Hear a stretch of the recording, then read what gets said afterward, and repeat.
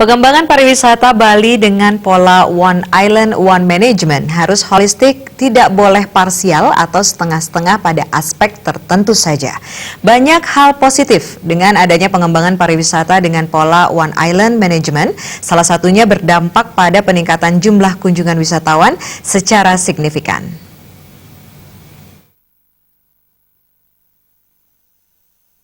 Hal ini bisa merujuk pada Rencana Pembangunan Kepariwisataan Nasional berdasarkan Peraturan Pemerintah Nomor 50 Tahun 2011 tentang Riparnas 2010-2025 mengacu pada 4 aspek yakni destinasi pariwisata, industri pariwisata, pemasaran pariwisata, dan kelembagaan pariwisata. Dengan demikian, pengembangan pariwisata Bali dengan pola One Island, One Management harus memperhatikan dan mencakup 4 aspek tersebut secara holistik.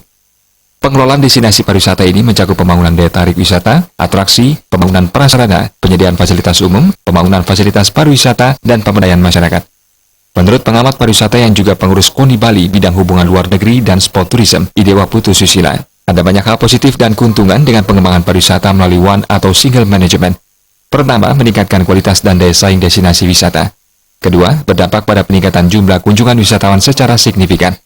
Ketiga, menguatkan pengembangan pariwisata berkelanjutan atau Sustainable Tourism Development karena ada perencanaan dan eksekusi program yang berkelanjutan dalam satu tata kelola.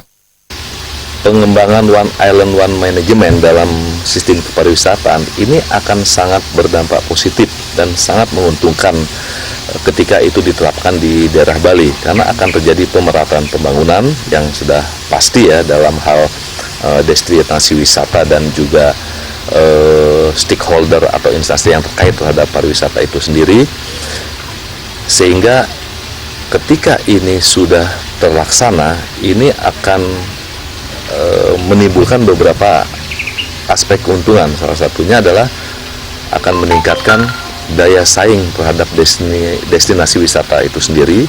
Kemudian yang pasti akan terjadi peningkatan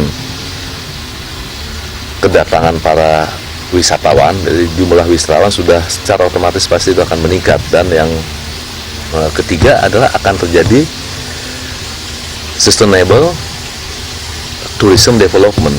Ini yang sangat dibutuhkan ya untuk di wilayah Bali, karena kalau kita lihat pengembangan pariwisata di sini itu sifatnya semua masih bersifat parsial. Dewa Putu Susila berharap Gubernur Bali yang baru untuk segera menindaklanjuti konsep One Island, One Management ini, terutama diterapkan pada pariwisata, karena diketahui sektor pariwisata merupakan rohnya Bali. Andika, Bali TV.